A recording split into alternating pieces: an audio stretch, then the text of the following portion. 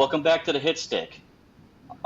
It's preseason week 2 just went by. We're Ben Johnson and Caleb Williams hiding something from us. Let's talk about it.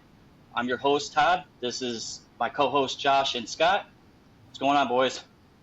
What's up, boys? Living the dream. Oh, yeah. So what are you guys thinking, man? Do you think, they were kind of hiding something? Because, all you hear about from media is that, Caleb was struggling and all this stuff. That didn't look like struggling to me. No, he came out there and was just gun blazing. 3-step drop, boom, the ball was out, dude. 4-step drop, the ball was out. 7-step drop, the ball was out, dude. That's something let's talk about right away then. Caleb Williams didn't have decisions to look down the field and be happy feet in the backfield.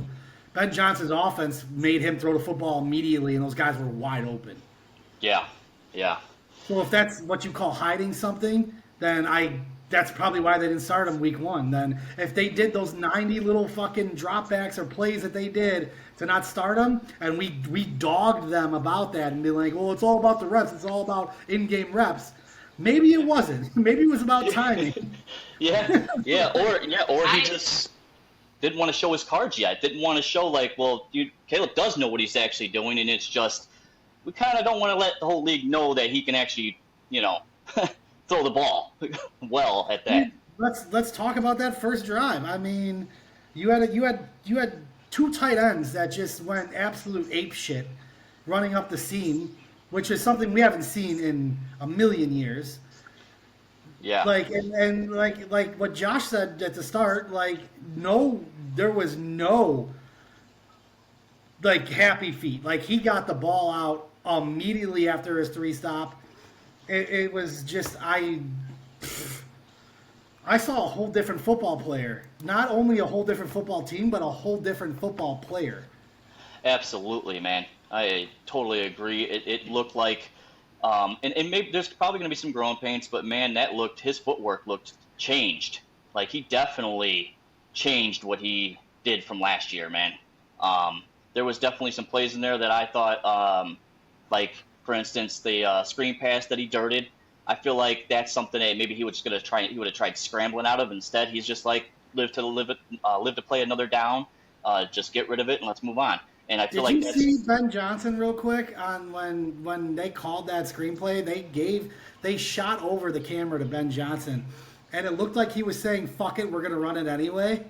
It almost felt like they told him not to do this, and the ball ended up going in the dirt. That's what I got out of it. I don't know. It's what I saw it live, and I'm like, Ben Johnson's yelling at them up in the booth about the play he just called in preseason.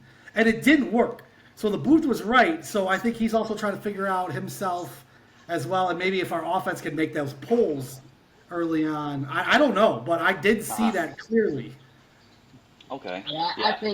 I think what we saw on those 2 tight ends is it's gonna be a fucking match made in heaven with those 2 tight ends. The Komet on one side and freaking Loveland on the other side. It's gonna be, oh my God, dude, it's Christmas every week, I feel like. Like it's going to be crazy, dude. It's going to be... The amount of shit that you can do over the middle is just going to be ridiculous, dude. Oh, absolutely. It's going to be a nightmare to defend, man. Yeah, that's how I feel about it, man. I'm really happy with it. I love it, man. I love it, absolutely. And that's the thing, too, is you don't have to have them on either sides. Cole Kmet could block while Loveland does that drag out and up. And Cole Kmet has been nothing but been a blocker these last few seasons, not being involved in the offensive side of the football. All last year we yelled at fucking our offensive coordinators and head coaches, however many we had, to get Cole Kmet the fucking football. But now with a guy like Loveland who's a route runner to heart, the sky's the limit with these 2.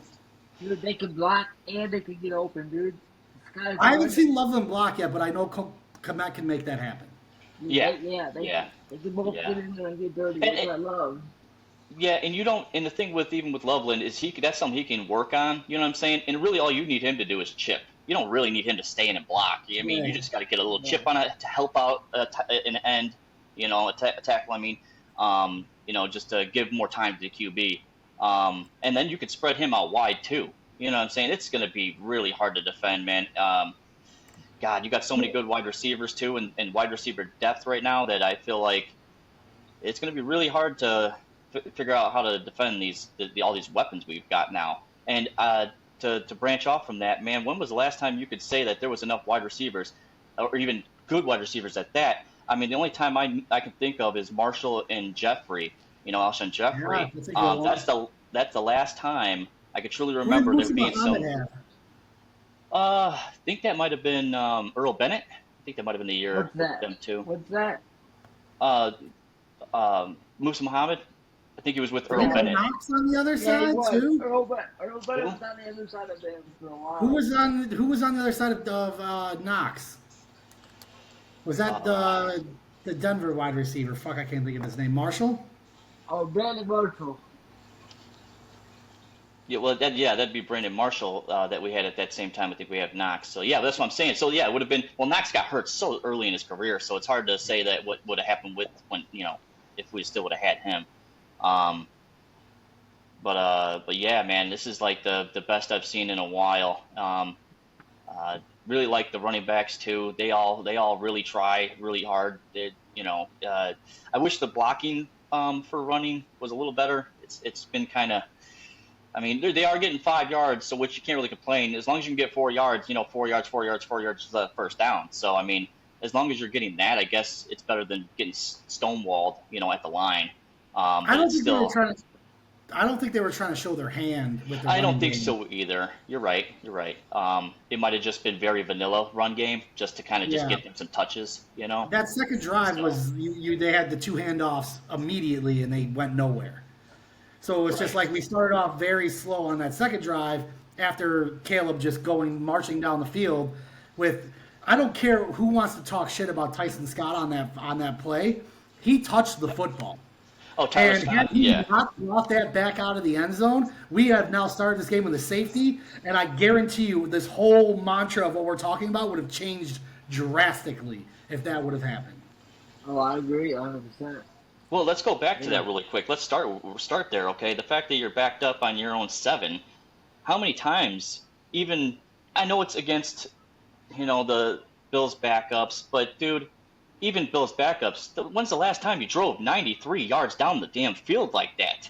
Right. Like, they even had a holding call, and it was 2nd and 15, and he shredded it away like it was nothing. That never happens, preseason or not. That never happens. So that holding call worries me though because it was on our center.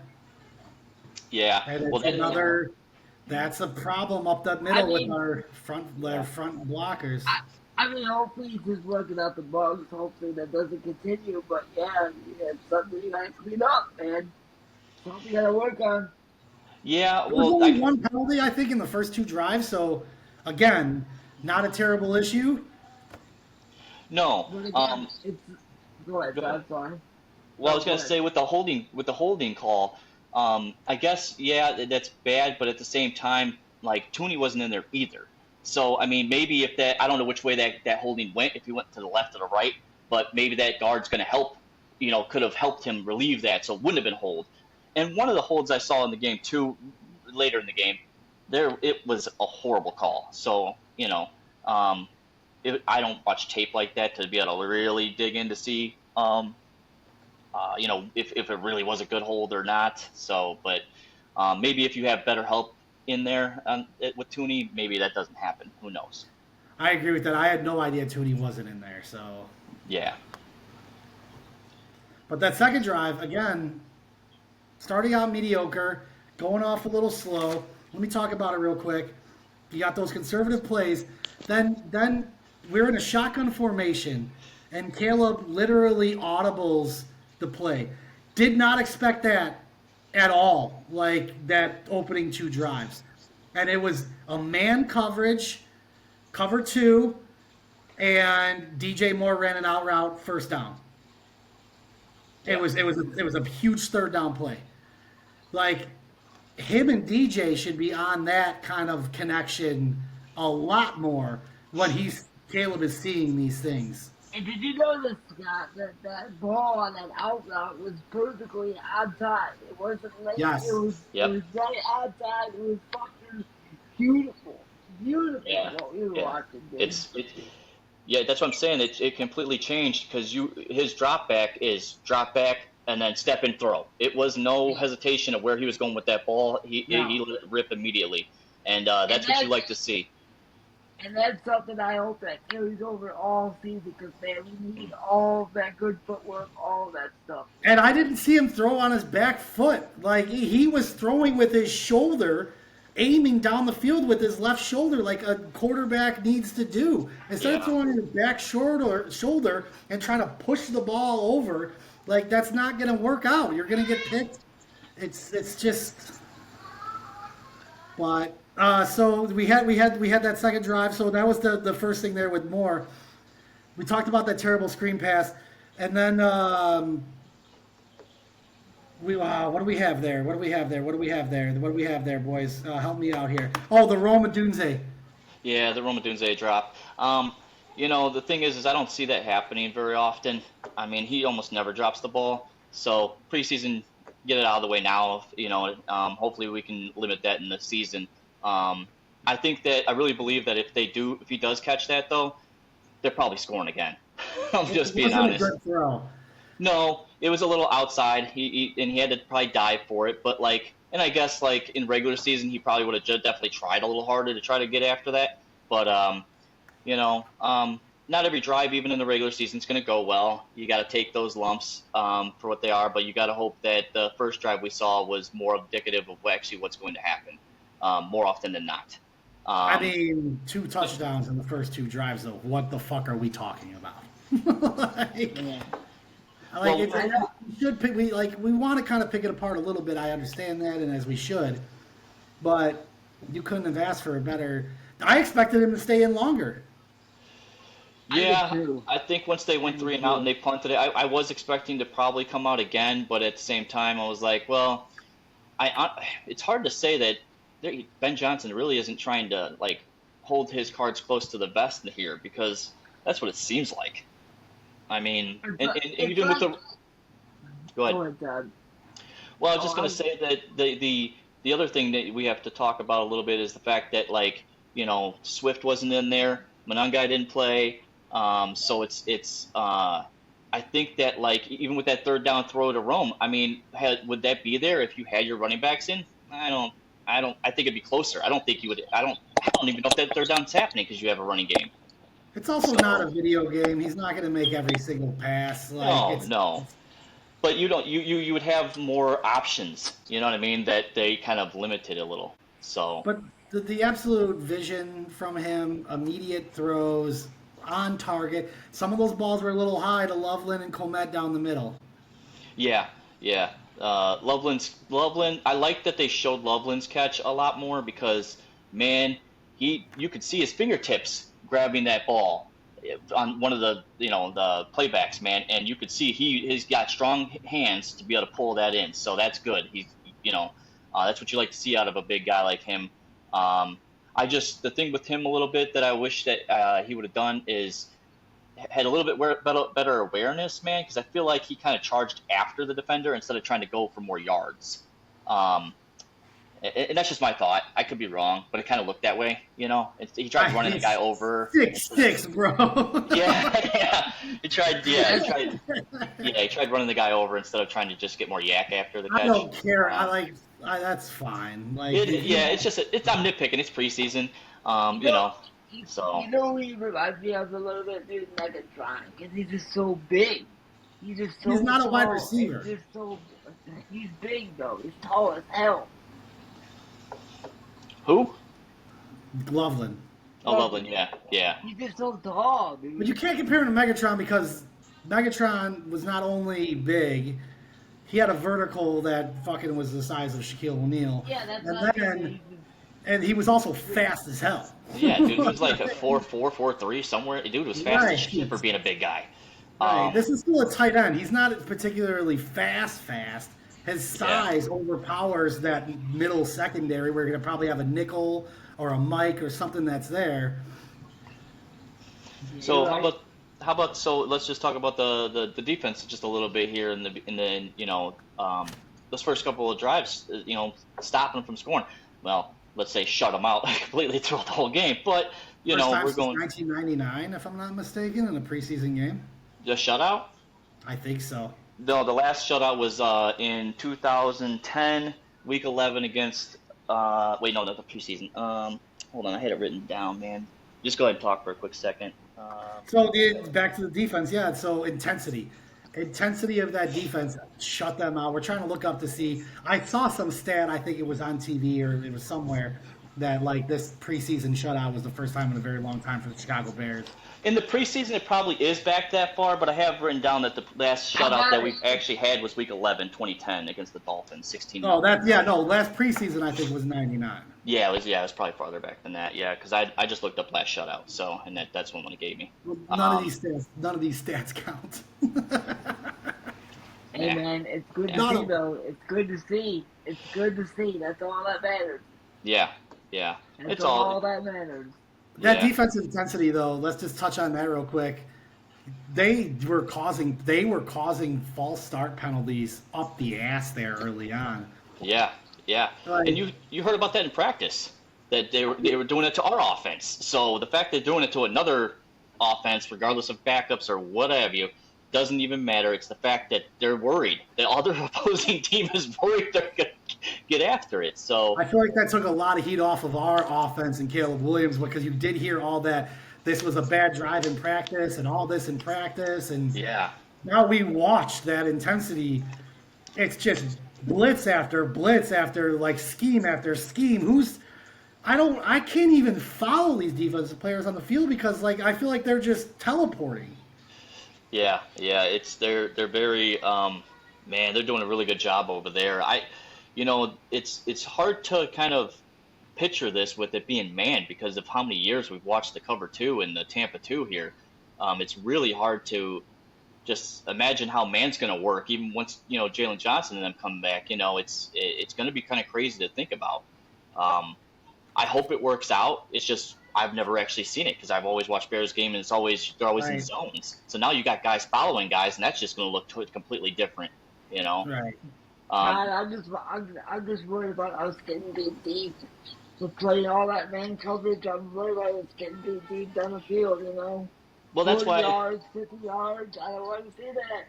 I don't think want to see any of that, dude. Yeah, but I think it's cover 2, but it's with man underneath. I think your safeties stay deep. I don't think they cover man. I don't think they're playing man. I think that it's the linebackers and corners playing man. That's what cover 2 means. Cover 2 means two safeties are playing zone coverage. Well, it's not. Then it's not a Tampa 2 because Tampa 2 they stay in zones. They don't follow. Correct. So I think that they're just your safeties will always stay deep. You won't really have to worry about getting beat too deep. You have to worry about maybe a 15 or 20 yard pickup. Yeah, occasionally it probably will happen. But we saw even in our first game that our guys are willing once it gets into the red zone. You're gonna struggle to score the points, man. So, I would like to touch on since we're talking about our defense, I would like to touch on the pass rush a little bit here, man, because Booker did happen to get an injury. Rob, I believe, got nicked up. So. Booker got a sack though before that. So. Yes, he did, but he also committed a penalty.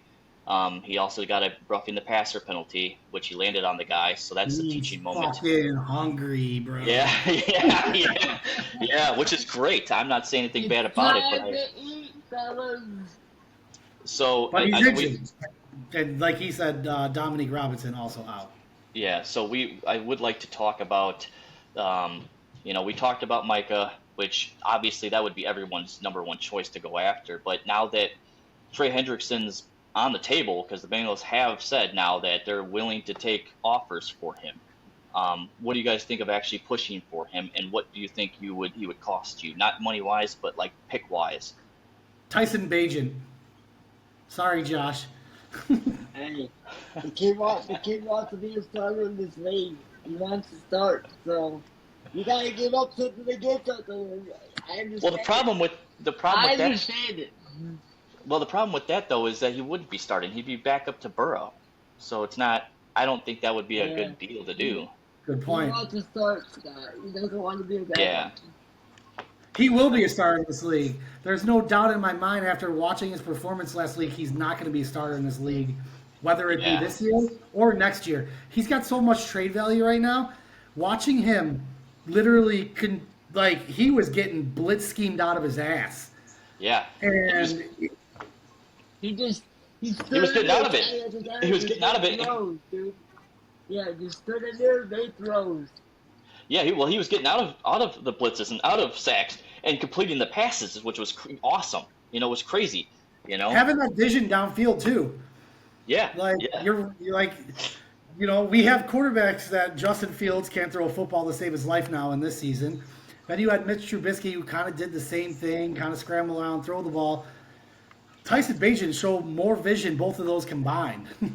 Yeah. He knows what he's doing, man. I love Tyson, and I wish he could stay, but I really, really don't believe he will. If they get an offer for him, you have to take it. Yeah, I think. Let me ask you guys one question. What do you guys think we can get for Tyson Bagent? A very blue star player and a first-round pick. I don't know. I don't know what the ask. No, that's no, either one, not together. A blue star player or a first-round pick.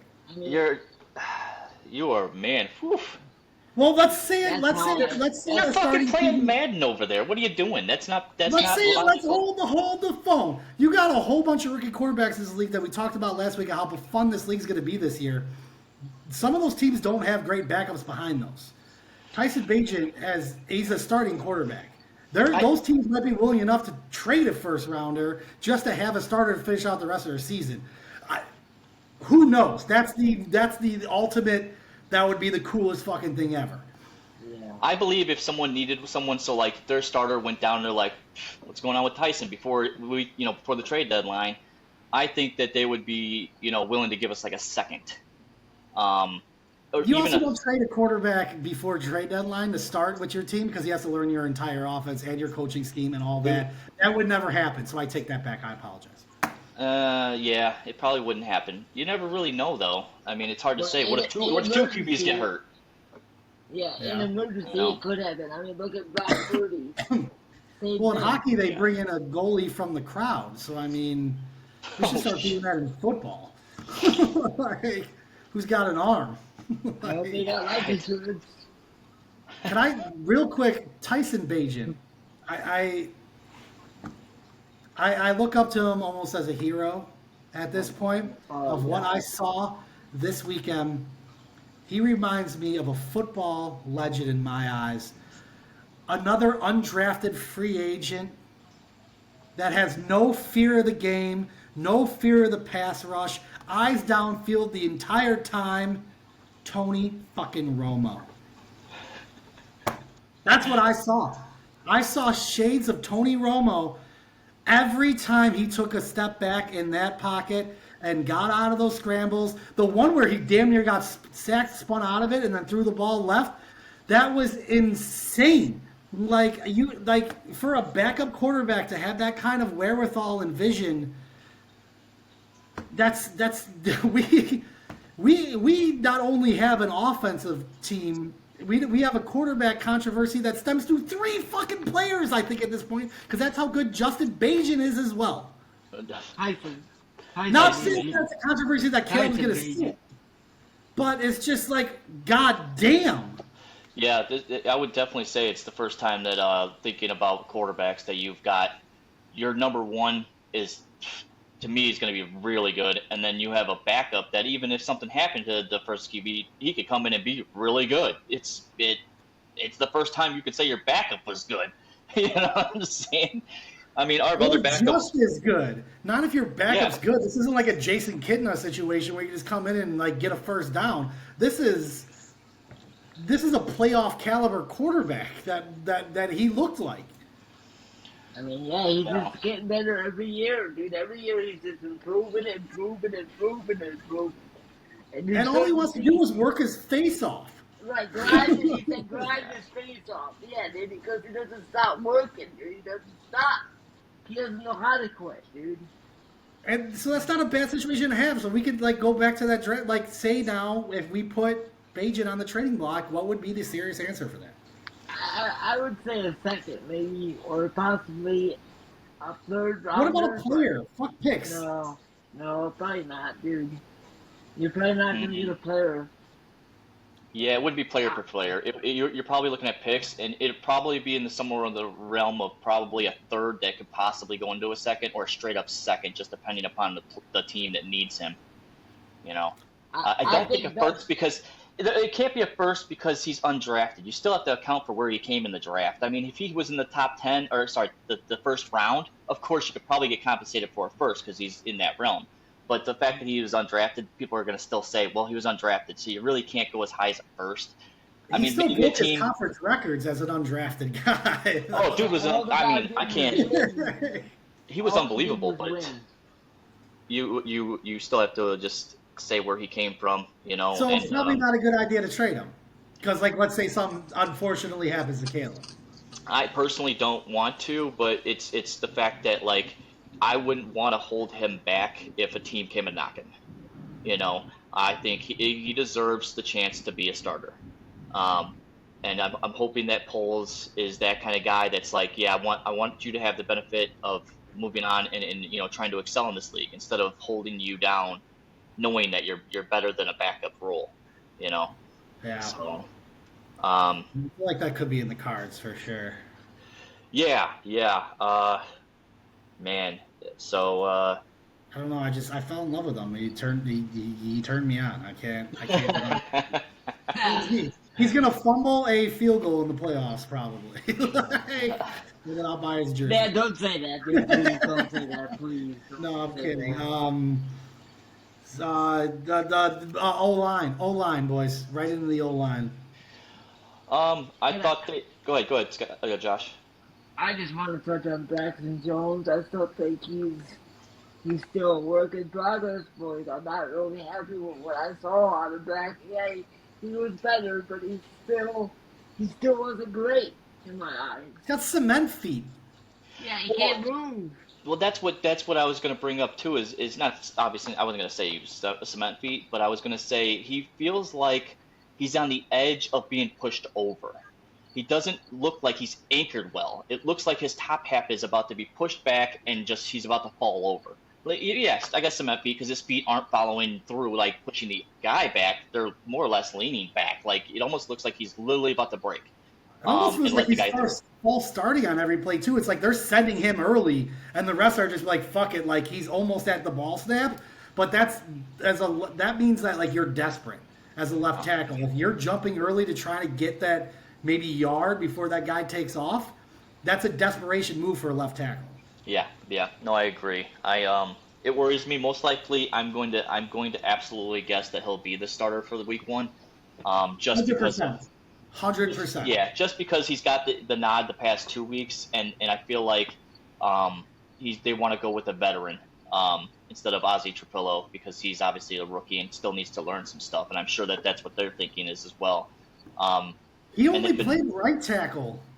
He never even played a single down on left. And maybe that's why they're worried about it. They tried to convert him over the left tackle, but I don't think that's going too well. So I think they're going to move him back over to right. Mm-hmm. Are they trying to make him a swing tackle where he comes over there to help out? Yeah, pretty much. Probably just to know the position, you know, because you have Amagaji still over there, and now you even put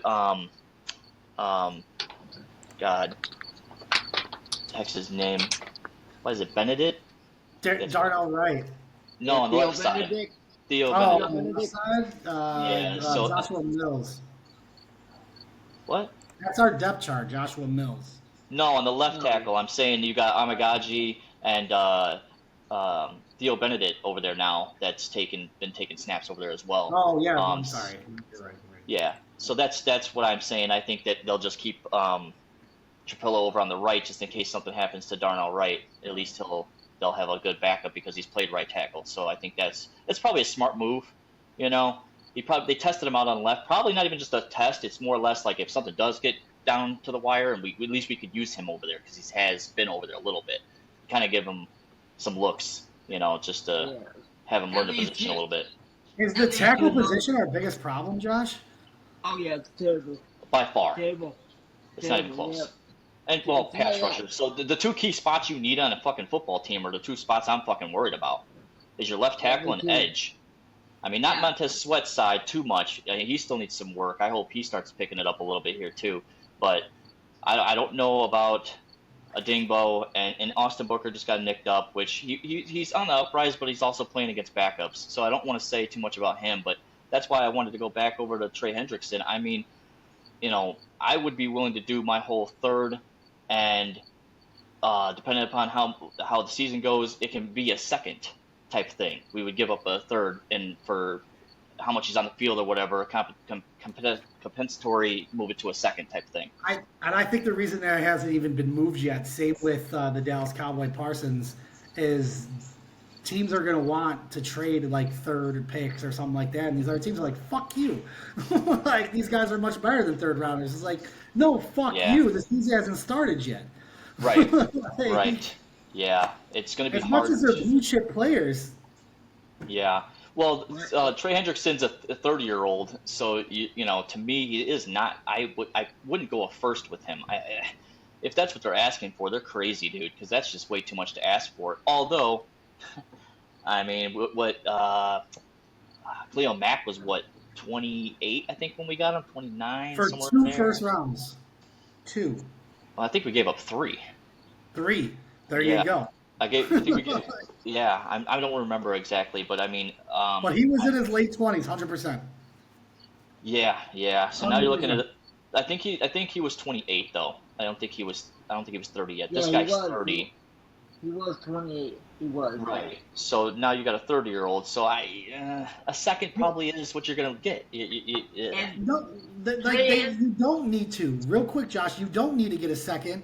Pass rushing is one of the hardest things to find in this league right now. And both these teams know that.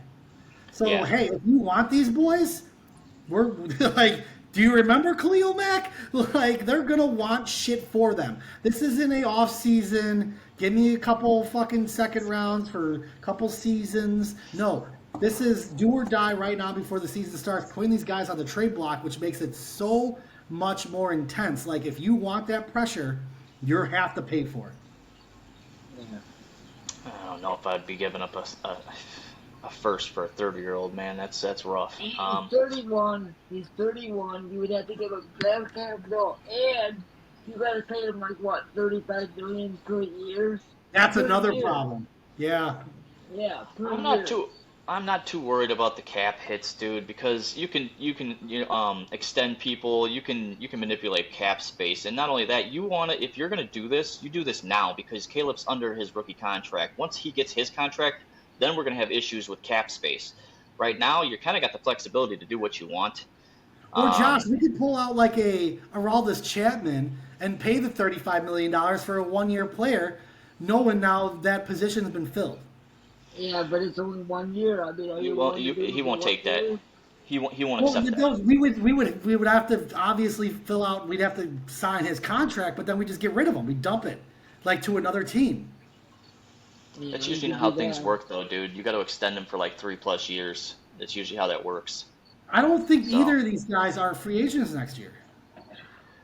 I believe. I know for sure that Parsons is not. No, he is. Parsons is a free agent at the end of this year. He is? Yeah. So we looked that up. Yeah, look that up real quick. I'll look it up. But if they're both free agents, that changes the game then. That's why Parsons wants a new deal, because the deal is up at the end of this year, I believe.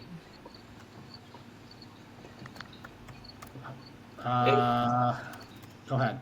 I was gonna say it's either gonna be that his contract's up, so he has to play this year, and then it's up. He would be a free agent, or it's next year. He has to play through this year and next year, then he would be a free agent. Sometimes that happens too, where they want it early. So yeah, because it just You know why, Todd? Because they want the guaranteed dollars.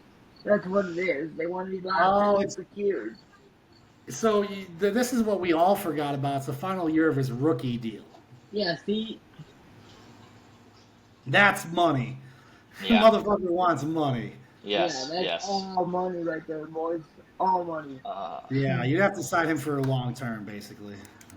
yeah, How many yeah. years would you guys be willing to go if we did sign Well, if you sign him, I'm 5 years. going 4 or 5. Yeah, 5 years, 100, 200 million, something like Yeah, it that. would be Some something crazy, but ridiculous number. I would go 4. I think 5's a little bit long in the tooth. You know, I think 4 would be okay. well, you said he's 26, so yeah, you probably go 4 to get him to 30 and see where he's at then.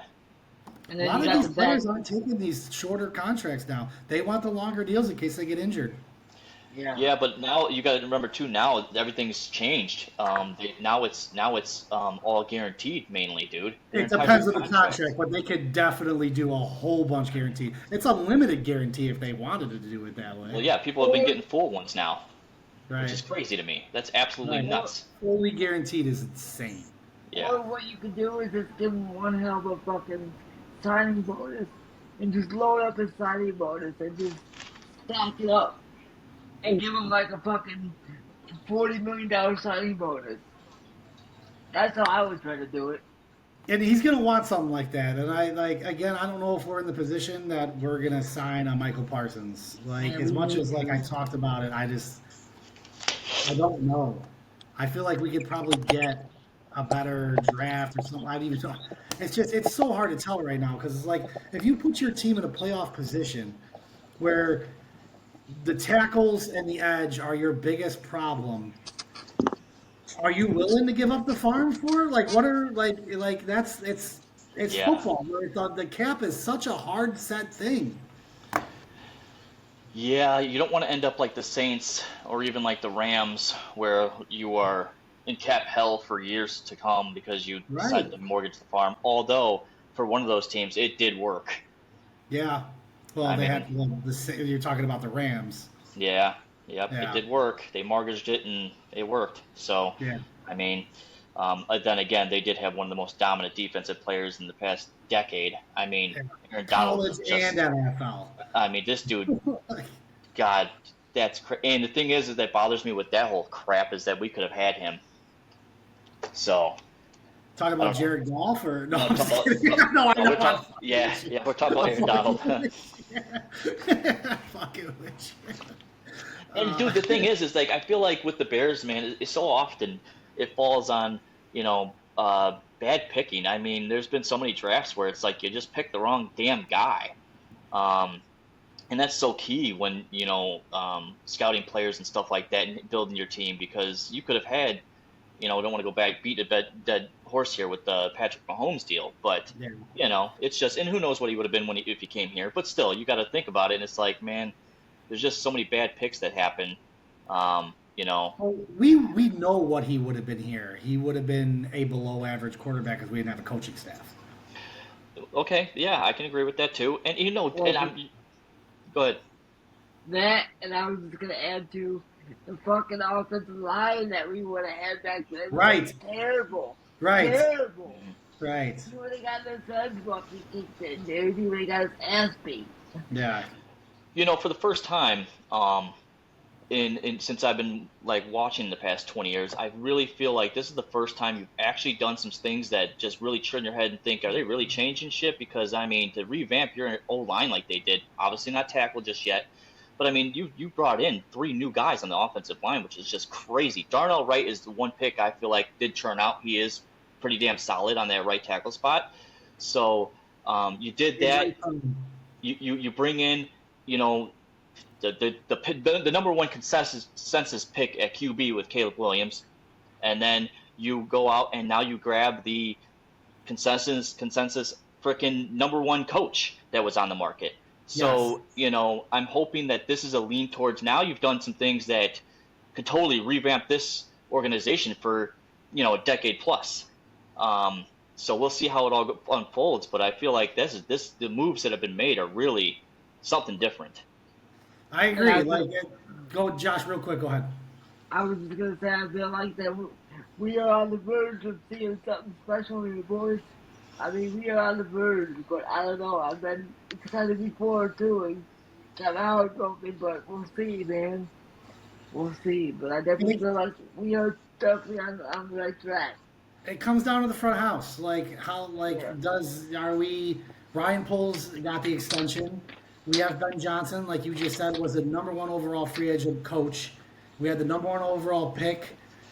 It's just like is this for real? Or is this or are they gonna just make this a like what the Cubs are doing, where like they're the lovable losers, but they're going to sell out every game, and we like what we see, but we're never going to fucking win. We don't know until we hit week one, and so on and so forth, till we get there. Yeah. But obviously, what we saw in this first preseason game for the starters, as I should say, it looked like we were like had new franchise owners. It looked like Washington Redskins last year. Like when Yeah. they got Jaden Daniels and they got a new president and they flipped the entire house and they made it to the playoffs. Like nobody saw that happening. Yeah. Yeah, man. It's kind of crazy, and it all stems off of the trade for that pick to the Panthers, man. I mean, so I got to give Paul some credit there. I mean, I know that he's not looked at like the greatest with some of the stuff he's done, but man, you got to applaud the trade that he forced the Panthers to do. You know what I Yes. mean? Like they got the shit under the stick on that. They did. There's no doubt They got about it. Bryce Young. They drafted Yeah. a midget as a quarterback. Yeah, and it's with the amount of players now that you've gotten. I mean, it's revamped the whole team just about. I mean, I feel like we always play defense very well. But I just always feel like we're missing a pass rusher. I feel like that's always the issue. Is like they don't Until have it's not. And then they we have a need to- pass rusher, and then we don't have a quarterback. right, right, yeah. They need to do a better job of drafting that dude at edge and develop him, because this whole picking up people that are Trey Hendrickson, for example, if they do go after him, well, now he's 30, dude. And you need to be doing a better job of grabbing him out of the draft. That way you have him long term. He's in house. You're developing him, and he's with you now. You got that elite guy, so you don't have to sit here and worry about it. You know what slows that down is that 3-4 defense, because you have to have two of those outside linebackers that are fast as hell. And unlike running a 4-3 where you put two nose tackles basically down with two DNs, you have to spend money on linebackers now because they have to be quick, they have to be awareness, they have to be play recognition, they have to visually entertain to making tackles, calling plays. So, like, if we maybe go back to a 4-3, can we spend more money on an end? Probably. Well, when I was watching the game too. Well, there's two things I want to bring up. One is Billings getting in there and getting a sack. So I hope that the run game is going to be hard to go up the middle on us because Billings is back. I mean, he did a really good job the first 4 games. Then he got hurt, and it just seemed like we were getting exploited up the middle a lot. So hopefully him being back helps a lot. And then I saw a play where I called it. They were going to run to the right, and I'm like, that linebacker better stuff that hole. He came down and stuffed the hole. I'm like, they know what they're doing, man. That's what you need to have if you're going to run this kind of defense. You got to fill those gaps. Otherwise, you're going to get ran on really easily. So Yeah, Dennis Allen has definitely a scheme that almost feels like old school Bears football, but you also have fast linebackers out there that can break into that coverage and make a play happen as well. Dude, when Dennis Allen was the defensive coordinator for the New Orleans Saints, he was getting pressure to Tom Brady. He was getting fucking Tom Brady's ass, dude. And that's fucking Tom Brady we're talking about here. So, I think Yeah. the Saints had one of their best defensive years They did. under They his. They did. Yeah. Yeah. They did. yeah, so it's all a wait and see because everything's fresh and new, and we like to be happy with like the things we just saw from this past game. And again, we're all talking about its backups and stuff like that, but it's still nice to see that they're playing within structure. And everything looked very efficient. Yes. So, It literally looks like he doesn't fuck around in practice. Probably something that we don't see when they take the media and the people away. There's some jawing going on out there. He's holding guys accountable. Like, Yeah. that's something I don't think the Bears organization has really ever seen since probably the Lovey days. And Scott, you hit the head right on the hammer, dude. You said accountability.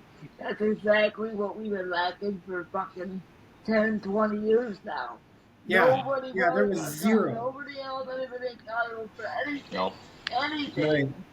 You No. know? right. And not, And not even players. You're talking coaches. You're talking Oh, front office. You're talking GMs. Nobody was held accountable. yeah, no. from the top Nobody. down. From the top Right. down, dude. Right. Yeah. Yeah. Even the Yeah. changing, the hot dog vendors were probably fucking trying to put some money in their pockets. Yeah. It Yeah. was probably so bad at Soldier Field. It was terrible. I'm just so happy that we got Ben Johnson because, dude, this guy does not fuck around. It You just No. looks like know. he's You changed can the whole tell. schematic of the football game for our franchise. And he never took his headset set off that entire game. No. He was listening to defense being called. He was in that game, looked like it was a playoff game on his face the entire time. Yeah. I also heard, I don't know if you guys heard or not, man, but so he allowed after the first half, he called plays for the first half, and so did Dennis Allen. But after that, he relieved it to Declan Doyle in the second half, and then for defense, it was what's his name, the DB's coach, I believe, was calling it for the Al defense at that Harris? time. I think so. I don't know if I don't Yeah, know. it I was. think No, I think it it might was have been Al Al Harris Harris. that was calling the Yeah, you're defense right, big Todd. second half. So, And which is awesome to see because you're trying to give these guys a chance to do it. You know what I mean? And And better themselves, like he did to get yeah, himself the head coaching position. There's a difference between a leader and a boss. And I think we have found that in Chicago for the first time. We have a leader, we don't have a boss. We have a guy that wants to make you a better person while he makes himself a better person because you're making yourself a better person. A boss yeah. just wants you to work for him while he thinks he's a better person. yeah, And you yeah. know what? He's He doesn't want to be these guys' friend, dude. He's here to fucking get the most out of you, and if you're not gonna get the most out of you, then guess what? You don't need to be here, period. You know what I mean? You'll be like that that's how Tampa it boy is. fat boy riding the fucking bench. Right. yeah, Like, yeah, he just You'll be doesn't care. sitting there. He threw out Bird in practice, and now look at him. Like, look at the games that he's had since that's happened. yeah. Dude, he threw Yeah, it's out just- the whole offensive. He threw out the whole Yeah, offensive line in first practice. yeah, he told the whole first starting First offense get off the practice. field. Get off the field. Everywhere Get Yeah. off the field. I don't want to see this shit. Yeah. He's not fucking Yeah. around. He's not. That's what I love about him, dude. Yeah, and Just you know get the out of thing. space. The hard practices you hear that it's if you get the harder your practice is, the easier the games can be, and that's what I hope is happening, and that's why we saw such a big jump when we saw Caleb this time, is that it's easy to him now because he's been coached so damn hard that when there's easy plays out there to be made, he can make them. It's no problem because it's much harder in practice, and of course our defense is probably causing problems. Gee, that's 100%. Do you think Dan Campbell had anything to do with Ben Johnson's intensity?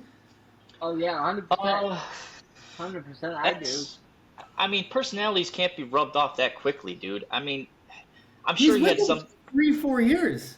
Yeah, but it took a long time for my wife to get used to me, so I'm just not like Oh, this. goddamn. It's a marriage. It's a marriage. It's a football marriage. You're with that guy for so long, but it's like I'm sure some intensity came off on him, but I'm sure he already was a guy that was. I'm sure he just learned more, like of how to handle, a team. You know what I mean? Follow me, and I will take you where we need to go. And that's kind of how I feel Ben is, because that's how I felt that Dan Campbell was. Is that I will get you guys there. You need to just trust me. And I think that's how Ben just rolled that over and is like, yeah, just follow me, guys, and we'll do this. I got a feeling that Ben Johnson's going to like ejected in one of these games, like it's a baseball game or something. He's going to start kicking dirt on like somebody's feet. I don't know. Like it just feels different. Like he's gonna get like a flag on him and just absolutely lose. He's his going to be fucking out there on the shit. 50-yard line cussing out a Yeah. fucking woman referee or something. Like, Take the headset and fucking throwing it. Oh yeah. I don't want to say I hope for him to get ejected, but man, if there's something going on and he gets a 15-yard penalty, I'd be he's down going to for lose it. his shit. Yeah, that's what I'm saying. I'd be down for it if he got a 15-yard penalty because that shows me it's passion. It's coming out. It's you fucking didn't call this right. What the fuck, And he's in their shit. He's in the ref shit you better call this shit right, motherfucker. And so that's what I want to see. I want my coach to be a coach. Like get in this fucking ref's asshole if he needs it. Yeah. Man, this is it's gonna be crazy. Intensity is looking at his face. Can we talk about how long that first half was? By the way, it was 2 hours long. Yeah, dude, it was long as shit. I don't know how that dragged out as far as it did. Maybe it's because the Bills weren't scoring. That's probably it, actually. The Bills actually had 0 third-down conversions that entire game. Yo, you're kidding. None. I didn't know that. That's insane. None. Yeah, when you're scoring 2 hour half. When you're scoring 38 that's crazy, dude. It's gonna take a while. It's gonna take a while. And how about this stupid ass thing? What's it called? Let me look this up. I wrote it down. The virtual review. Oh yeah, Like damn near 20 minutes. The play should have been challenged first. You do the replay of the challenge, then you figure out where the ball is. But they spent 10-15 minutes trying to figure out where the spot of the ball was. I thought that's not supposed to take 10 minutes. I thought this was all like computerized, like, oh, the ball's placed right here. That took way too long. And then now it's just like, oh, well, now we have to review the play. It's just like, no. You have this ass backwards. You review the play first and then figure out the spot of the ball. That pissed me off drastically. That could change the momentum of any football game moving forward. That's like a halftime amount of time being wasted. Yeah, no, you should be reviewing the play, seeing where that ball's at, then the line's supposed to be showing you if they made it or not, right? So shouldn't that already be there? Like once the play's done, boom, it's down, and now you can see it. It's the spot of the football. I have no idea where they made it or not. It's supposed to be where the exact spot of the football is. But then there should be no review. The thing should be it should be automatic. You should be able to see it. Like correct. Why did this take so long for the head referee to figure out the spot of the football and then come out and you had Greg Olsen up in there and like, well, they're gonna have to actually take a look at this play. You have commentators telling the refs how to actually do their jobs. Like, can we just go back to the chain gang? Like, why is this such an issue where we need to know unless you put a computer chip on both noses of the football, this whole virtual review means nothing. Right. Yeah. They gotta find a way to speed that up. It takes too long. They gotta find a way to fucking speed it up. I mean, the dude could have went and got fucking Taco Bell real quick and came back and got back in the game. It took that long. I think there was like 3 commercial breaks during it. Yeah, dude, I went and made a fucking sandwich for lunch tomorrow. So, dude, I could have fucking helped you up in a marathon probably by the time they got done. Like, it was ridiculous. It was just way too long. And we got to tighten that up. Like, you can't have 2 hour halves. I'm sorry. I love football, but 2 hour halves is ridiculous. Well, this was supposed to shorten it, so it's like, well, I'm not trying to watch a 4-hour game now because you guys are dicking around with this shit, right? It's right. If it's 4 hours of them playing football, that's a different story. But now everybody's standing around, getting tight. This is where injuries start happening. Yeah. Josh, are you trying to have your camera off, bro? What do you mean? No, camera's on. We can't see you. I can see him. You can see him? I can see him. Okay, well then I'll let it go. I can't see you on my screen, but it's okay. It should be fine. He's kind of been floating in and out of mine, but that happened week 1. His camera's more than fine. Well, my AirPod keeps going in and out. So You're recording. Okay, you're fine. Touch his pawn a little bit. All right. What do we get into? I know this could be a little bit longer one. We could talk about that second half. Yeah, well, the second half I liked. Did you guys see the peanut punch from Ogbong Bamiga? Is that how you say his name? Yeah. I didn't want to write it down. It's a rough name to say. I didn't want to write it down because I know I would have fucked it up. Yeah, it's Ogbong Bamiga. He came up and just punched that thing out. That was good to see. that shows you that they're pursuing it still after the plays kind of passed him a little bit. He came up and tried, just doing what he could, and it punched out. I mean, that's good effort, Hopefully you see that from a lot more guys out there trying to get after the ball. My favorite thing is when Peanut comes to like these training camps and like just walks around the field with a smile on his face, and you have these players that just they grew up watching the Peanut punch, and they're like, Yeah. I wish I could do that, and he's like, well, here's how you do. I hope that man gets in the hall. He deserves it. He's the guy. I mean, no one did it like him. I mean, I don't know how many he's got, but he's got a ton of peanut punches out, forced fumbles, dude. So, and he wasn't even just that, man. I mean, he was guarding the number one freaking receivers on every damn team. So, Yeah. I mean, he was guarding Moss. You know what I'm saying? I think he picked off a ball that went to Moss. He So, did. He picked off Moss his rookie year. He picked Yep. in the end zone, too. In the fucking end zone. He said, no, give me that. Let's go. Other way.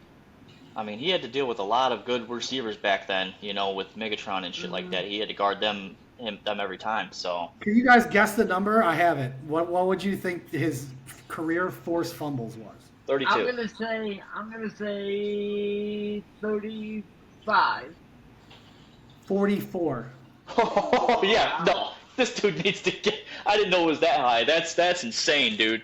That's insane. Yeah, no, he needs to be in the hall. How many picks does he got, real quick? If you could look that up really fast. It's 44 forced fumbles in a 13-year time frame.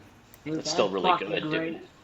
Yeah, That's you're looking great. at 3 a year. Just start. Yeah, yeah. And he also had 38 career interceptions. Okay. How does that not make the hall? Yeah. No. Yeah. I don't get it, man.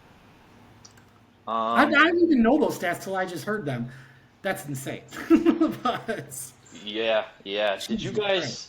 So when I was watching the game, man, I happened to spot something. I don't know if you guys caught it either. I think I talked to Josh. He said he didn't catch this. But did you see when Caleb Williams was getting interviewed that they brought up his stats from last year? But I saw they asked him the dumbest question I've ever heard in my life, and she's like, obviously this whole team was built around you. And then I'm like, what the fuck is that? Like, that pissed me off. And that's how it started, that interview. I'm just like, he doesn't need to hear that. no. But when they did bring that up, dude, the broadcast crew, I don't know what the hell these guys are doing, because they don't know what they're doing.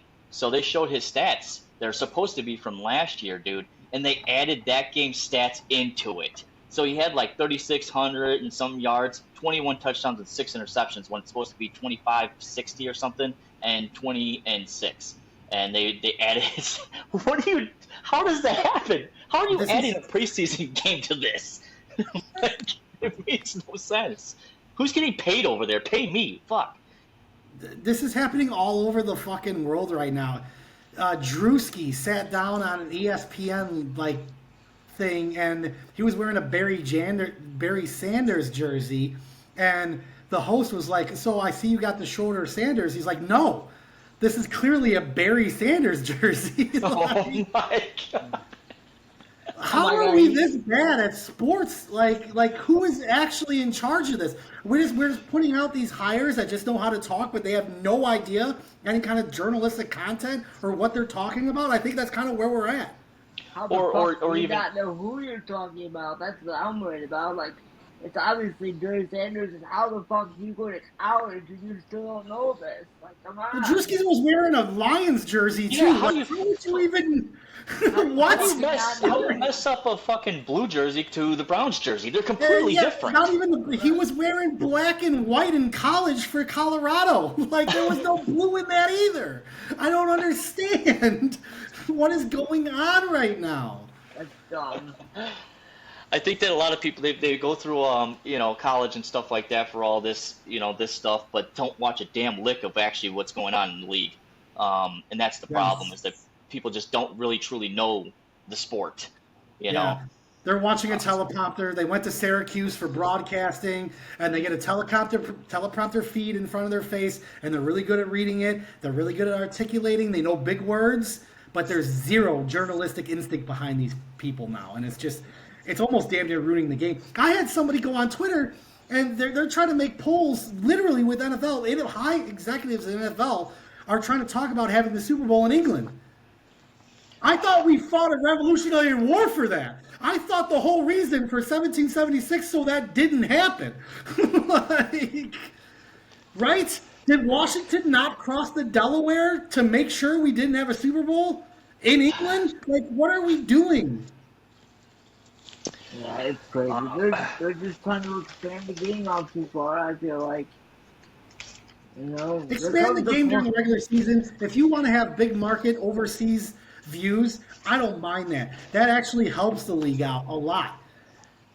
But I mean, the Super Bowl? There comes a time though when you gotta just stop doing that because you're going a little bit overboard with it. You know what I mean? Like, enough's enough. I agree. I completely agree with that. I think there shouldn't be any overseas unless it's like an all-star game or some bullshit like that. But not a fucking Super Bowl at that, at least, maybe a fucking preseason or a regular season, but not no fucking Super Bowl. Come on. There's 17 weeks in a season. There's not a whole lot of time for these guys and these teams to prove themselves on a gridiron. You have 60 minutes of actual time clock football being run off. 60 minutes. 4 quarters of 15 minutes. And why are we involving all these different factions and these different... It doesn't make any sense to me. But if that actually does happen and they move that Super Bowl overseas, I will be watching Canadian football from here on out, boys. Yeah. I don't think that will happen, man, just because of the simple fact of, like, you can't drag us fans, across the damn world to watch the Super Bowl. It was built here. It should stay here. That's just my opinion on that. All right, moving on from that, though, man. Let's go ahead and move on to, let's see what the hit stakes are all about. What do you guys got going on with that? Real quick before hit stakes, can we talk about Kevin Warren? Yeah, I forgot you had that note down, so let's go ahead and do that. Kevin Warren had the big interview during the game, and they asked him about literally the Chicago Bears staying at Soldier Field, and he said, well, Arlington Heights is actually in Cook County, so it's kind of like... He brought up that Chicago is also Cook County, so Arlington Heights is Cook County, so it's damn near still Chicago. That's hilarious. I thought that was the funniest thing I've ever heard. Who are you convincing at this point? Are you convincing the Cook County politicians, or are you convincing the fans of the Chicago Bears? Have we heard how that's going to get paid for? Are the Bears going to pay for that stadium, or are they going to need tax dollars for Arlington Heights? There's no... The Arlington Heights voted no for tax dollars. I think there was a small increase or something that was going to go to transportation-wise to help around the surrounding traffic around the stadium. But as far as actual Chicago Bears taxpayer funding from the residents, they voted no for that. So they have to come off of the McCaskey's pocket. The problem right now is we have a lease with the Chicago with the Chicago Parks District for Soldier Field. So we have to break that lease. So in order for us to break that lease, we would have to have votes from Chicago politicians. Well, now they want a little bit extra in their pocket as basically a bribery to make those votes happen. Yeah, it would have to be a payoff. I thought that's what I heard too, is that they would have to pay that out. But how much would that be? Do you guys know? That's how corrupt this state is. It comes down to an NFL football team where we have to bribe politicians just to get votes to move out of the city. Honestly, dude, with the way that your organization is going and the way what you're trying to accomplish with the stadium and obviously the football field on the field stuff, you just say fuck it, and get out from underneath that. Doesn't matter what it costs, just get out of there. It's a multi-billion-dollar team. Fuck it, just throw the money down. Just get out of there, and they got the money to pay for it. Let them fucking pay for it. I mean, yeah. If I was Kevin Warren, I'd be like, fuck you to Illinois, and I'd move to Gary, Indiana, where there's just put a football stadium in Gary, Indiana, watch that develop right back, because it's literally about 30, maybe 40 minutes from my house with no traffic. I could get on expressways to get to Gary, Indiana pretty fucking easily. You have a casino there. It's also on the lakefront. You can put a beautiful stadium there, knock down a lot of those smelly factories. The environmental people will love that, so that's a win for the Chicago Bears. Like, it's to the point where it's just like, where are we going with the stadium? He promised us a shovel in the ground before summer. You remember that, Josh? Shovels in the ground before summer. He's basically just lying to us. I feel like, it's not It's different in Minnesota when you had two cities, Minneapolis and St. Paul. You had two major city incomes to build a $2.1 billion stadium in the middle of a frozen tundra that is Minnesota. It's here. It's so different here. They gotta. Yeah, I don't know if that's part of. Yeah, I don't know if that's part of like the McCaskies trying to pinch pennies out of dollars right now, and that's what's caused this whole dilemma with this is that they don't want to have their own stadium. What? They want their own stadium. I know that, but what I'm saying as far as like the taxes that were going on, I think that they were just trying to pinch pennies from dollars to try to get the taxes lowered, which who gives a fuck? Dude, with the amount of revenue you're going to be making hand over fist, it won't even fucking matter. Yes. That shit won't matter. They're not going to miss that money whatsoever. They'll make that money back with one Super Bowl. One Super Bowl held there. It during COVID. All these teams made money and they had no fans in the stands. They don't give a fuck about us. Like, we saw that. Yeah, no, it's about money. This is about dollars. This had nothing to do with, they could care less about that, man. Well, I hope they're changing. Maybe it's Kevin Warren, maybe it's polls that have changed their minds about how football is supposed to be done here in the city. And that you got to be loyal, start being more loyal to your fans. I hate the way that practice is held, where it's like you got to fucking have a telescope to see practices because they do it a field away, which is fucking stupid. They also, sit at one of the first times we had fans allowed in our practices, so. Well, no, I'm saying now. Ridiculous, dude. I'm saying from now they have stands, right? They have a field, and that would be like the backups. Then there's another field on the opposite side of that, and that's the field the starters are on. The people can't see the starters without having freaking binoculars, or like I said, a telescope, the Hubble or something. I'm okay with that.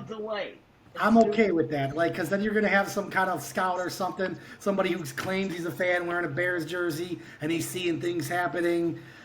I'm totally okay. This isn't the way that the Patriots have their shit broadcasted so people can watch it on TV, bro. Like, dead serious. This is not. Who gives a shit what someone sees? You should be in the mind frame that I'm going to do this play, and you can fucking try and stop it. Like, you should be more confident in your team that it doesn't matter what someone has seen. It's about we're going to execute it, and there's nothing you can do about it. That's the mind frame. High school football. It just High school football. You gotta stop it. Yeah, you got to stop it. It doesn't matter. That's how I look at it. If you can't stop it, you have to tell you what all day. If you can't stop it, guess what? You're going to be in for a long 15 minutes. But hey, this is the first time fans were allowed at Hallis Hall, so I respect that they are starting to listen to the fans. I didn't realize how far away they were. They are doing meet and greets with the players. They're getting autographs. I haven't heard one bad thing from the fans coming out of these things either, other than kicking them out early because you're only there for a certain amount of times. They also kick out the media at the same exact time they kick out the fans, and then it's just players and coaches. So, all right. Well, let's do our hit sticks now.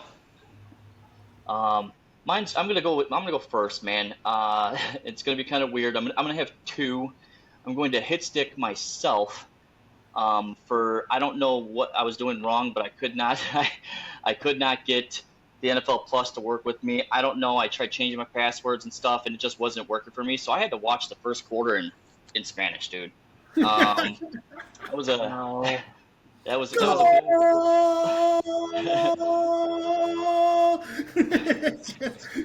it was rough, but I got through it. Finally got the NFL Plus thing to work, and was able to watch it. I rewatched the first quarter a little bit once I got it through and stuff. But man, that was a nightmare. I was pissed. We actually heard on my end watching on NFL Plus.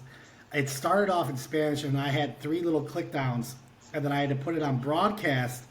And then about halfway through the first quarter, there was a Spanish bleed through that I heard. for at least 10, 15 minutes. So, like, I was hearing the live broadcast, but there was Spanish bleeding through it as well. So I don't know. Probably a production problem. Again, preseason. They are humans. Everybody's a fucking rookie tonight. Jesus. Right. Yeah, so then my other hit stick will be Roma Dunze dropping the ball. I mean, obviously it wasn't a great ball, but you still got to try and squeeze those in. Again, preseason, so glad it's now and not during a game. Hopefully that won't happen too much during games. Dunze was quiet this week. Yeah, it wasn't too much of him, but I'm not too worried about that. I think you're trying to get your rookie tight end acclimated and your other rookie wide receiver some touches and looks to get them comfortable. Which we barely talked about because like his pass blocking was insane. Yeah. Luther Burden. Well, you talking about Luther Burden? Yes. You mean when he crashed down, run blocking, whatever the fuck it was, his blocking. God damn. Dog, Josh, dog. On the outside, dude, he was just setting the edge. He was setting the edge out there, man. Yeah. Well, we're sticking with the hit stick. So what do you guys got? Josh, you're next. I got our special teams unit again, dude. Our special teams just continues to be a fucking issue every week, man. I mean, that opening kick when they brought the ball on the end zone, and they just start with what was it, the 7? I mean, that can't happen. Either pick up the ball and get the fuck away from it. You know what I'm saying? Like, they can't do that. They gotta do better. Get the fuck out of the end zone. Who was it again? That was Tyler Scott. Tyler Scott. I think he barely touched it, dude. And yeah, he touched it, okay, but I'm saying he barely touched it, and so he was thinking, you know, I gotta take it out now. There's no choice. It's either a safety or I have to. You know what I mean? So. Yeah, but I agree, that can't happen because look, we had to start, dude. We had to start the fucking 7 because he's notorious for doing this. So why the fuck is he still back there? That's the problem, dude. That needs to get cleaned up this week. That really needs to get cleaned up. And that Tyson Bagent touchdown scramble was to Tyler Scott in the end zone, by the way. So he did. Yeah, and he did redeem himself a little bit, but that's still that's you can't do that. But anyways, what? Oh, I was just gonna say that's gonna get worked on because what if that was in like the fourth quarter? You needed a big return, and here we are at the 7. I don't understand why he's back there. Well, I think they're trying to get him. I think they're trying to give him a shot to try to get on the team still. So they're trying to use him at different spots just to give him different looks to see if he can accomplish something. He looked great in the slot. He did look good. This game, there was definitely a sighting of him, and even with the toe drag on that touchdown it was good. But I didn't like it. Took forever to get a highlight of that. I'm thinking, where's the highlight of this? I want to see his toe drag. I want to make sure that was in, and you had to wait till after the field goal to get a damn replay, which is stupid. And they were talking about other shit like the entire time in that booth. They were like, this is the Bears are back, baby. When's the parade? It's just like, shut the fuck up. Like for one, the whole commentating and the whole production sucked this game. But I really I'd like to add on to that with that. Personally, I don't remember who the other guy was. I love Greg Olson as an announcer. What? I love him too. Yeah, I love him too. So I think it was the other guy that said the Bears are back, not Greg Olson. I think you're right. I would believe Greg Olson would know not to. Obviously, he wouldn't say something like that. I like Greg Olson, but man, there's a guy I just can't stand, and that's Tony Romo, dude. I can't do it, man. Tony Romo, he's telling me too much, dude. And I want to watch the fucking game. And I don't want to hear Tony Romo say, "Oh, here comes the wheel out. Oh, here comes the driver out." No, I'm going to send you highlights. I'm going to send you career highlights of him scrambling out of fucking blitzes, and I'll show you exactly why I felt that vibe. You need to do your Tony Romo research, my guy. That's fine, but when I'm watching the game, I don't need Tony Romo in my ear fucking tell me what's going on, dude. Let me watch the fucking game.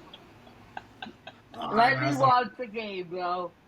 I don't care. I don't care. I don't care if this man commits a felony. I'll bail him out. What was your hit stick, Scott? I don't think we got to it, did we? Yeah, no, we have not. I'm sorry. We've been going off in tangents. Very unpopular opinion. My hit stick is actually Dennis Allen. I know this is going to sound crazy. With the shutout, not giving up a third or fourth down conversion, he's playing his cards too fast. He's blitzing too fast. It's caused major injuries on our defensive side. Terrell Smith got injured. Austin Booker got injured. Dominique Robinson got injured. This is preseason. This isn't season. We're not in the regular season schedule. You don't need to do that for 4 quarters straight. My hit stick, fully Dennis Allen, pushing the envelope a little too hard. Yes, we loved what we saw, but he should have dialed it back in the second half. Yeah, I agree. Okay. I can kind of agree with that a little bit, man, because you were already up. I think you were at 28 at halftime. So I think, yeah. But that might have been a product of like allowing your, your assistant D coordinator. Like I think that might be it was Al Harris, I believe, that was calling in the second half. But that might have been a product of him trying to, you know what I mean, like do things too to try to like get comfortable calling plays. So yeah, we could have handled that differently, and because of this, our secondary is completely depleted now. Like it's Well, dude, yeah. we need Trey Flowers back. I really love Trey Flowers, and we really Yeah, I need liked him him back. too. He is a big Jalen Johnson, asset. Trey Flowers, Tyrell Yeah, Smith. We're going to need all 3 of those corners back. we need these guys Yeah. healthy, boys. This is going to be a problem. All right, let's move Game on ball, to our boys. Who gets balls. the nod? What do you you can go first, Josh. I What you won got? last. I guess I won. Since I won last, let's skeleton or snake draft it. I'll go first by game ball. Okay. The tight end, the tight end crew, Cole Kmet and fucking Colton Loveland. That's just going to be a weapon that Caleb Williams will not have to look for a DJ Moore or a Roma Dunze or a Luther Burden. He now has solidified the middle of the field, and it's actually taken those linebackers damn near out of the play because they are focusing on those cover 3 positions with those dominant wide receivers on the outside.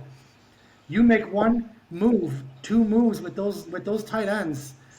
They ripped it off for yardage. Like, they ripped it off for incredible yardage. I wrote it down, but I can't find it. But I think one of them was for 23 yards, the other one's for 17 on the first drive. And they were just literally middle down the field. Yep. Game ball goes to the tight ends. All right. What you got, Josh? Yeah, I got my game balls to go to a fucking dog. They got Oh! a fucking dog and Luther Burden, baby. I mean, the yards after the catch are just ridiculous. The moves that this guy puts on are just, nobody can stay with him, man. He's got too much speed and he can dance on you. So it's like, man, I love him, dude. I just love the guy. I thought he I played love watching outstanding him. on Sunday. I thought he played Yeah, great Sunday night. He showed that he was worth the pick in just that little bit of we saw him last week too, but I mean in this game you really got to see him show off exactly why you picked him with the open field moves. He's got good burst, and on top of it all, he is unselfish and will block his ass off for you. That is so awesome to see. Unheard of from a guy his size. Yeah, and they showed it, and Greg Olson mentioned it too. Is like, just watch this dude. Just watch this dude come down and block, and that's the unselfish stuff that'll get your teammates riled up, and it will, dude. That. Even Man, if it's that's for something 4 else. more yards, even if it's just for 4 more yards, if you do 4 yards 3 times, it's a first down. Like, I mean, that's all can I just add one thing? I mean, I feel like, dude, with Luther Burden, they had to put Donald Scott at punt returner, kickoff returner, because guess what? There's going to be no room for fucking Tyler Scott on this roster. Because we're so loaded Not that wrong. they have to move You're him not around. Yeah. And if they keep him for special teams, like, we can talk about that next week. But if they keep him for special teams, now that's just insane. All right, Game ball, baby. Who do you got? Who's getting the rock? my game ball is someone that's getting the rock, and it's Ian Wheeler. I hope this dude makes the damn team. I just feel like he's got great vision. Let's go back. I'm going to say Ian the Doc Wheeler because he was going to be a doctor. So, man, God, I got a feeling about that dude. I just feel like he's got it. He's got the factor of being a good running back. So I think he's better than Roshan Johnson. That's just my personal opinion. On some of his runs, I just felt like he's just got the it. That's what you can when you see somebody that's got um, the vision and the power and the speed. I feel like he's just going to be a good asset to just keep, not on the practice squad. I feel like someone's going to take him after seeing him at this time. I don't think you can keep him on the practice squad. So I'm not sure what's going to happen in this running back room. There's too many people in this running back room, so it's going to get limited real quick here. For a guy who tore his ACL in the first week of last year, first preseason of last year, he's out there trying to prove that Wheeler has wheels, and it was an incredible sight to see. Yeah. I loved it. I loved every minute of it, man. Man. So, we got next up. We got Kansas City on Friday. Yes, we got Kansas City, and let's just go around and say, do we think that the starters are going to play? I'm going to lean towards yes, and I feel like it's going to be the exact same thing we saw this time. I think it's going to be a drive or two, because Andy Reid said that he is starting some of his starters. We don't know yet. Mahomes and Kelsey are starting. Okay, so then I would imagine that you do start our guys, but again, I don't think it lasts a quarter. It could, but honestly, I just think it depends on the drives. If you go down and score your first couple of drives, I feel like he might do 2 drives, maybe 3, and maybe that does lead up to a quarter. But I just feel like it just depends on how well they do. So yeah, that's my thought. Yeah, I don't think so, dude. I don't. I don't think starters either. I agree with Josh. With Mahomes and Kelsey starting, I think this is going to be a defensive test for us. Right off the rip. I don't know if they're starting their like Andy Reid did not say he's starting his defense. He just said Mahomes and Kelsey. Well, so then what better way?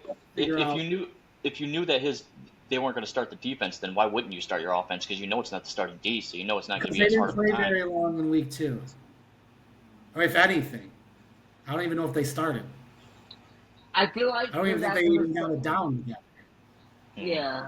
I feel like that they're not going to start because, dude, this is the last week to see what we got for backups. And, I mean, they got to really look hard at everything they have so they know what we cut, man. I mean, they got to do this. Yeah, but you still have to get them game. You got to evaluate everything.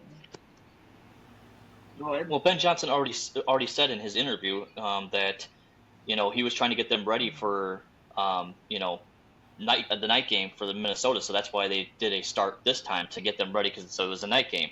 And now you go back to back night games and you go on the road. So it's 2 things right there that he's going to check off his list as far as his starters getting ready for a game, especially a night game. So now you've done 2 nights and an away game just to get it under your belt. I feel like that's what he's going to do. Am I weird that I saw Josh Allen play in the second half in the Buffalo game? You're weird. Did that not happen? No. Okay. No. Okay. I thought I saw that he was in the game, like in the second half, and I'm like, did they not start him and put him in? And I'm just like, okay, I thought I saw something. No, he didn't play. All right. Well, we're going to get out of here. We will see you guys again next Tuesday. Please like, share, and leave a comment. I mean, you can ask us questions if you'd like. Anything that helps the channel would be greatly appreciated. And until next week, this is the Hit Stick, and we'll see you then. See you, boys. Go Bears. Go Bears.